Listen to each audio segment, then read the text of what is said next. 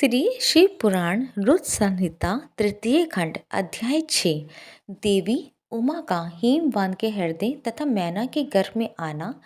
गर्भावस्था देवी का देवताओं द्वारा स्तवन, उनका दिव्य रूप में प्रदुप्र, माता मैना से बातचीत तथा नवजात कन्या के रूप में परिवर्तित होना। ब्रह्मा जी कहते हैं, हे नारद, तदंतर मैना और हिमालय आदरपूर्वक देव कार्य की सिद्धि के लिए कन्या प्राप्ति हेतु वहाँ जग जननी भगवती उमा का चिंतन करने लगे, जो प्रसन्न होने पर संपूर्ण अभिष्ट वस्तुओं को देने वाली है।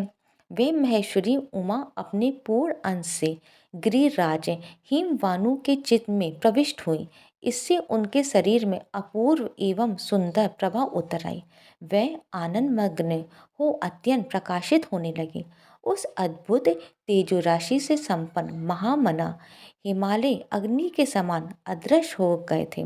तत्पश्चात सुंदर कल्याणकारी समय में गिरिराज हिमालय ने अपनी प्रिया मैना के उदर में शिवा के उस परिपूर्ण अंश का आदान किया। इस तरह गिरिराज की पत्नी मैना ने हिमवानु के हृदय में विराजमान करुणानिधि निधान देवी की कृपा से सुखदायक गर्भ धारण किया। संपूर्ण जगत की निवासभूता देवी के गर्भ में आने से गिरिप्रिया मैना सदा तेजोमंडल के बीच में स्थित होकर अधिक शोभा पाने लगी। अपनी प्रिया शुभांगी मैना को देखकर गिरिराज हेमवान बड़ी प्रसन्नता का अनुभव करने लगे। गर्भ में जगदम्बा के आ जाने से वे महान तेज से संपन्न हो गई थी।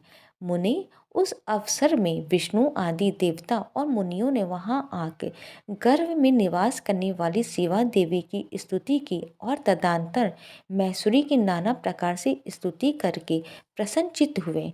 वे सब देवता अपने अपने धाम को चले गए। जब नवा महीना बीत गया और 10वां भी पूरा हो चला, तब जगदम्बा कालिका ने समय पूर्ण होने पर गर्भस्थ शिशु की जो गति होती है उसी को धारण किया, अर्थात जन्म ले लिया। उस अवसर पे आघा शक्ति सती साध्वी शिवा पहले मैना के सामने अपने ही रूप में प्रकट हुई। बसंत ऋतु में चैत्र मास की 9वीं तिथि को मृगशिरा नक्षत्र में आधी रात के समय चंद्रमंडल से आकाश गंगा की भांति मेनका के उदर से देवी शिवा का अपने ही स्वरूप में प्रदुप हुआ। उस समय संपूर्ण संसार में प्रसन्नता छा गई। अनुकूल हवा चलने लगी जो सुंदर, सुगंधित एवं गंभीर थी। उस समय जल की वर्षा के साथ फूलों की वृष्टि हुई। विष्णु आदि सब देवता वहां आए। सबने सुखी होकर प्रसन्नता के साथ जगदम्बा के दर्शन किए और शिवलोक में निवास करने वाली दिव्य रूपा महामाया शिव कामिनी मंगलमयी कालिका माता का स्तवन किया। नारद, जब देवता लोग स्तुति करके चले गए, तब मेनका उस समय प्रकट हुई नील कमल दल की समान कांति वाली श्याम वर्णा देवी को देखकर अतिशय आनंद का अनुभव करने लगी। देवी के उस दिव्य रूप का दर्शन करके गिरिप्रिया मेनका को ज्ञान प्राप्त हो गया। वे उन्हें परमेश्वरी समझकर अत्यंत हर्ष से उल्लासित हो उठी और संतोष पूर्वक बोली। मैना ने कहा, जगदम्बे महेश्वरी, आपने बड़ी कृपा की जो मेरे सामने प्रकट हुई। अंबिके, आपकी बड़ी शोभा हो रही है। शिवे, आप संपूर्ण शक्तियों में आगा शक्ति तथा तीनों लोकों की जननी है। देवी, आप भगवान शिव को सदा ही प्रिय हैं तथा संपूर्ण देवताओं से प्रशंसित पराशक्ति हैं। महेश्वरी, आप भगवान शिव को सदा ही प्रिय हैं तथा संपूर्ण देवताओं से प्रशंसित पराशक्ति हैं। महेश्वरी, आप कृपा करें और इसी रूप से मेरे ध्यान में स्थित हो जाएं। साथ ही मेरी पुत्री के अनुरूप प्रत्यक्ष दर्शनीय रूप धारण करें। ब्रह्मा जी कहते हैं, हे नारद, पर्वत पत्नी मैना की ये बात सुनकर अत्यंत प्रसन्न हुई शिवा देवी ने उस गिरिप्रिया को इस प्रकार उत्तर दिया। देवी बोली, मैना, तुमने पहले तत्परता पूर्वक मेरी बड़ी सेवा की थी उस समय तुम्हारी भक्ति से प्रसन्न हो मैं वर देने के लिए तुम्हारे निकट आई। वर मांगो। मेरी इस वाणी को सुनकर तुमने जो वर मांगा वे इस प्रकार है।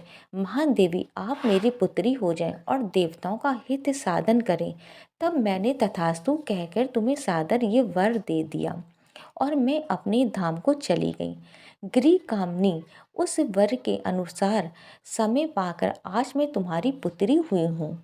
आज मैंने जो दिव्य रूप का दर्शन कराया है इसका उपदेश इतना ही है कि तुम्हें मेरे स्वरूप का स्मरण हो जाए, अन्यथा मनुष्य रूप में प्रकट होने पर मेरे विषय में तुम अनजान वही बनी रहती।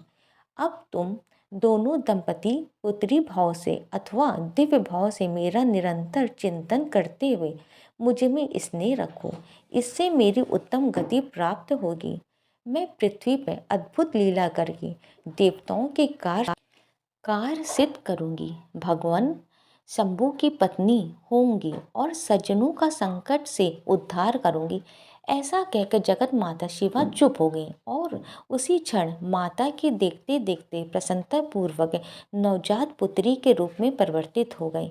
आज का छठा अध्याय यहीं पर विराम करते हैं और शिव पुराण की कथा सुनना और पढ़ना दोनों ही बहुत फलदायक होता है। जो भी कथा सुन रहा है और चैनल को सब्सक्राइब करके लाइक कमेंट कर रहा है, भगवान शिव की कृपा माता की पार्वती के साथ सदा उसके घर परिवार पे बनी रहेगी। जय शिव हरि। उम्मीद करती हूँ कल भी आप लोग शिव पुराण का पाठ अवश्य सुनेंगे, क्योंकि संपूर्ण शिव पुराण का पाठ सुनने से संपूर्ण फल की प्राप्ति होती है। अगर आपने इससे पहले का पाठ नहीं श्रवण किया है तो मेरे चैनल पर उसकी प्लेलिस्ट बनी हुई है, आप वहाँ पे जाके श्रवण कर सकते हैं। ओम नमः शिवाय।